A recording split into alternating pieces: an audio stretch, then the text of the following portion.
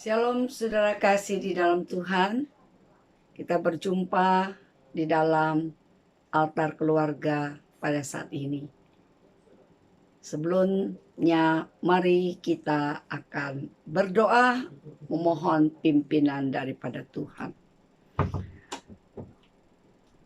Bapa di surga, kami berterima kasih untuk kesempatan di mana Engkau berikan kepada kami untuk kami boleh bersekutu di dalam kehidupan keluarga kami. Biarlah melalui persekutuan kami, keluarga kami boleh saling menguatkan, saling meneguhkan di dalam Engkau. Terima kasih Tuhan, pakai hamba-Mu untuk menyatakan isi hati-Mu kepada keluarga-keluarga dimanapun mereka berada. Di dalam nama Yesus kami berdoa dan mengucap syukur. Amin. Saudara, kita akan membaca satu bagian firman Tuhan yang diambil dari Ibrani pasal yang ke-12, ayat yang pertama sampai dengan ayat yang ketiga. Ibrani pasal yang ke-12 ayat yang pertama sampai dengan ayat yang ketiga. Demikian firman Tuhan katakan, nasihat supaya bertekun dalam iman. Karena kita mempunyai banyak saksi, bagaikan awan yang mengelilingi kita. Marilah kita menanggalkan semua beban dan dosa yang begitu merintangi kita dan berlomba dengan tekun dalam perlombaan yang diwajibkan bagi kita. Marilah kita melakukan dengan mata yang tertuju kepada Yesus yang memimpin kita dalam iman dan yang membawa iman kita itu kepada kesempurnaan, yang dengan mengabaikan kehinaan tekun memikul salib, ganti sukacita yang disediakan bagi Dia yang sekarang duduk di sebelah kanan tahta Allah. Ingatlah selalu akan Dia yang tekun menanggung bantahan yang sehebat itu terhadap dirinya dan pihak orang-orang berdosa, supaya jangan kamu menjadi lemah dan putus asa. Sedemikian jauh pembacaan firman Tuhan. Yang berbahagia adalah orang yang membaca dan merenungkan firman dan mengamalkan firman itu di dalam kehidupan sehari-hari. Surat tema renungan kita hari ini adalah jangan menyerah. Saya teringat dengan sebuah kisah daripada seorang wanita yang begitu heroik yang bernama Florence Chadwick. Ya, di tahun 1952, Florence berusaha menyeberangi dari pantai California ke Pulau Catalina yang kurang lebih 42 km. Pada waktu berenang selama 15 jam, namun tanpa diharapkan ada kabut tebal mulai menghalangi pemandangannya. Sehingga ia pun kehilangan arah dan ia menyerah, tidak meneruskan berenangnya sampai ke Pulau Catalina. Sudah begitu dia sangat menyesal setelah dia menyadari bahwa ia berhenti ketika tujuannya tinggal 1,5 kilometer lagi.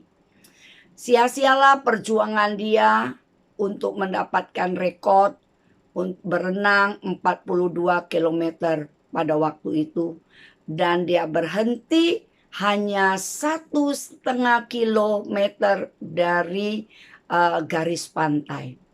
Saudara, ini menjadi satu hal yang membuat dia sedih. Kenapa dia menyerah? Padahal dia sudah menempuh perjalanan 40,05 kilometer, ya. Dan sedikit lagi dia sudah akan berhasil, tapi dia menyerah oleh karena adanya kabut yang begitu tebal sehingga dia merasa kehilangan arah. Nah, saudara, kemudian ternyata Florence Chadwick ini adalah wanita yang luar biasa yang tidak gampang menyerah. Pada 2 bulan kemudian, dia kembali memutuskan untuk berenang dari pantai California menuju Pulau Catalina itu. Sudah pada waktu berenang, ya, dan kembali terjadi kabut tebal menghalanginya.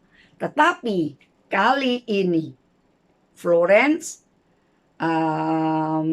tetap kepada tujuannya semula, bahwa ia harus mencapai pantai daripada Pulau Catalina, ya.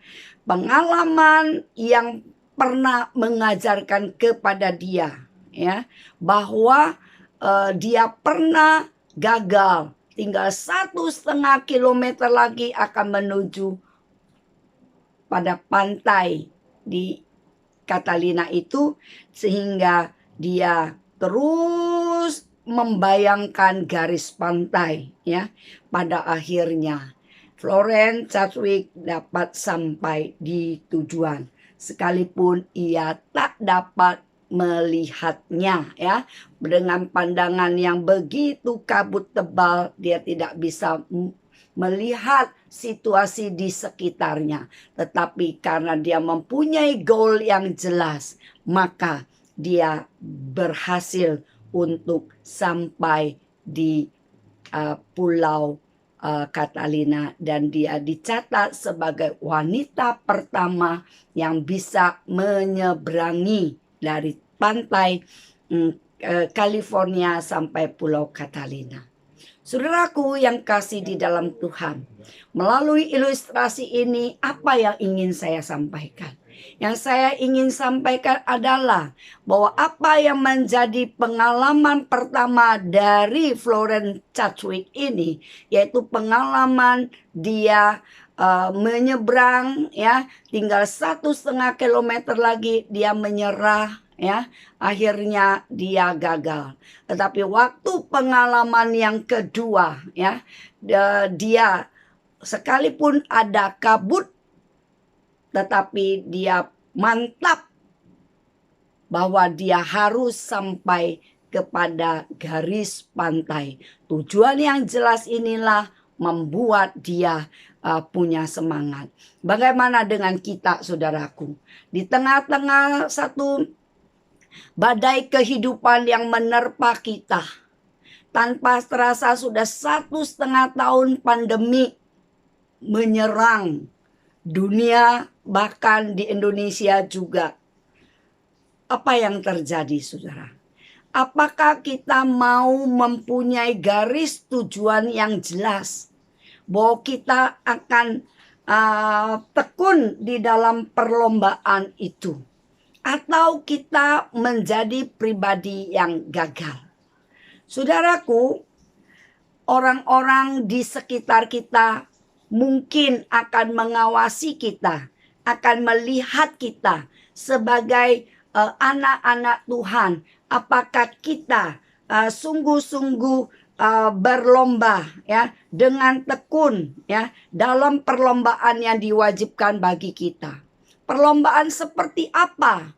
Perlombaan yang wajib kita lakukan, yaitu menanggalkan semua beban dan dosa kita. Sudah tidak ada lagi dosa yang boleh menjadi penghalang bagi kita untuk lebih dekat dengan Tuhan. Saudara, di situasi yang pandemik saat ini dan badai kehidupan yang menerpa kita, tentu tidak mudah. Terkadang kita terjebak, ya, dengan beban-beban kehidupan yang membuat kita tidak bisa menjadi saksi yang bisa mempermuliakan nama Tuhan. Saudara, tahukah kita?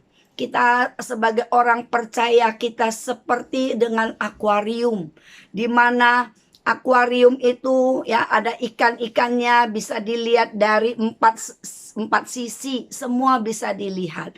Kehidupan orang percaya seperti demikian, bisa dilihat.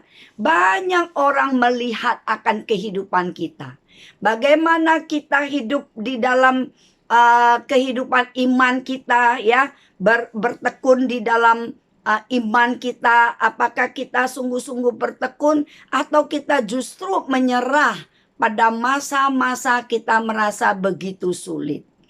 Saudara, firman Tuhan tetap mengingatkan kepada kita, mari kita tetap bertekun di dalam iman dan melakukan dengan mata yang tertuju pada Yesus yang memimpin kita dalam iman. Saudara, ketika masa-masa sulit, ya, masa-masa yang tidak menyenangkan, masa-masa yang penuh dengan pergumulan, apalagi mungkin di antara kita ada yang mengalami kehilangan, ya, anggota keluarganya atau orang-orang yang dikasihinya, atau yang saat ini sedang bergumul di dalam sakit penyakit. Ada yang sedang isolasi mandiri di rumah, ada yang sedang di rumah sakit, atau sedang bergumul untuk mencari rumah sakit. Saudara, di tengah-tengah kesulitan yang ada, maukah kita dengan mata yang tertuju kepada Tuhan yang dapat memimpin kita di dalam iman, yang membawa iman kita itu kepada kesempurnaan. Surah iman artinya kita belum melihat, namun kita percaya, ya. Bukti yang kita belum lihat, tapi kita percaya. Itulah yang disebut dengan iman. Kalau kita sudah melihat baru percaya, itu mah bukan iman. Itu namanya kita sudah bereksperience, sudah menjadi pengalaman. Tetapi yang namanya iman, kita belum melihat titik terangnya, tapi kita percaya bahwa Tuhan akan melakukan sesuatu di dalam kehidupan kita. Itulah yang disebut dengan iman. Saudaraku, firman Tuhan mengajak kita, ya, agar mata kita tertuju dan fokusnya kepada Tuhan Yesus saja. Ya, pribadi itulah yang membawa iman kita kepada kesempurnaan, ya, dan menolong kita untuk kita bisa bertekun di tengah-tengah kesulitan yang ada, di tengah-tengah pergumulan yang ada, mungkin pergumulan yang sangat mencekam dan sebagainya. Di tengah-tengah persekusi yang ada, ya, kita tetap mengarahkan mata iman kita hanya kepada Tuhan. Saudara, pada waktu kita mengarahkan mata iman kita kepada Tuhan, di sanalah letak kekuatan kita. Kekuatan kita bukannya datang dari orang lain. Juga kekuatan kita juga tidak datangnya dari diri kita sendiri. Kekuatan kita datangnya dari iman percaya kita kepada Tuhan Yesus Kristus. Saudaraku yang kasih di dalam Tuhan, diingatkan kepada kita untuk kita menanggung, ya, segala sesuatu, ya, supaya jangan kita menjadi lemah dan putus asa. Saudaraku, betapa banyaknya orang, ya, ketika mengalami pergumulan dan pergumulan, mereka menjadi putus asa dan mereka menjadi lemah. Tetapi firman Tuhan mau mengingatkan kepada kita, justru di tengah-tengah pergumulan dan juga di tengah-tengah badai kehidupan yang menerpa kita, haruslah kita menggapai tangannya Tuhan. Haruslah kita berserah penuh kepada Tuhan. Percayakan seluruh keberadaan kita kepada Tuhan.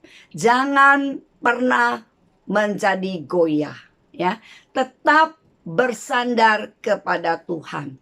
Justru melalui pergumulan-pergumulan yang ada, kita akan melihat bagaimana tangan kasih Tuhan yang begitu luar biasa menopang kita. Justru di dalam pergumulan kita akan menolong kita untuk selalu merasa perlu dekat dengan Tuhan. Justru dengan ada pergumulan, maka iman kita akan terlihat. Apakah iman kita adalah iman yang sejati, atau iman kita adalah iman yang palsu, iman yang abal-abal, ya. Jadi saudara, ketika kita di dalam pergumulan, ya, terlihat apakah kita anak Tuhan yang sejati atau bukan, ya. Kalau anak Tuhan yang sejati di tengah-tengah pergumulan, dia tidak melepaskan tangannya berpegangan kepada Sang Penebusnya dan selalu mengarahkan dan fokusnya hanya kepada Tuhan Yesus Kristus.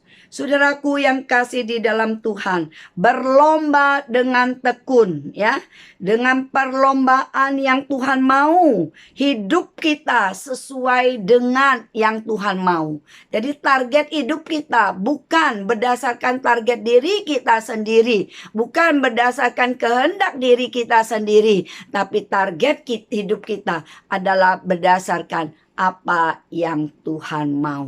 Ketika kita punya target yang jelas, ya, tujuan yang jelas, maka, ya, sekalipun ada badai-badai yang menerpa kita, ya, kita akan sanggup untuk mencapai tujuan itu.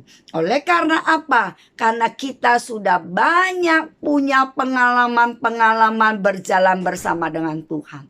Kalau saudara dan saya ada sampai saat ini, ya, mungkin saudara yang sudah umur 90 tahun, 80 tahun, 70 tahun, 60 tahun, atau ada yang baru umur 20-an tahun, tetapi di dalam perjalanan hidup saudara, berapa banyak, ya, Tuhan sudah menyatakan kasih di dalam kehidupan kita sejak kita kenal Dia sebagai Tuhan dan Juru Selamat.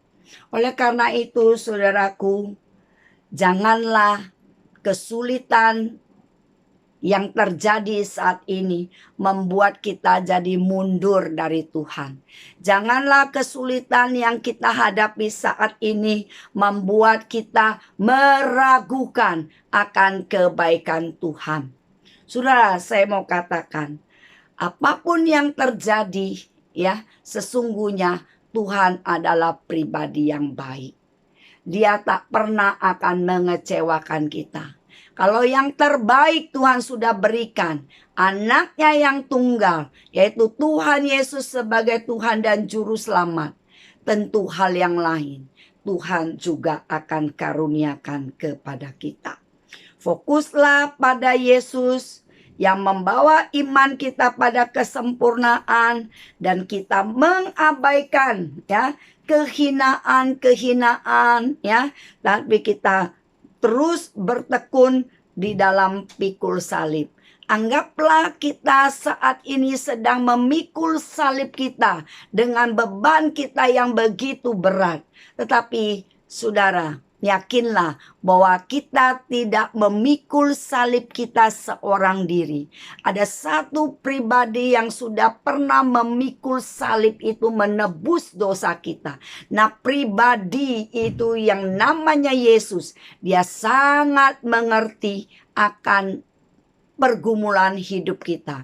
Banyak perkara yang terjadi di dalam kehidupan kita, namun Tuhan mengerti, ya. Ada lagu yang banyak perkara yang banyak perkara yang terjadi di dalam hidup kita yang kita tidak mengerti. Tetapi ada satu pribadi yang namanya Yesus. Dia mengerti akan pergumulan kita.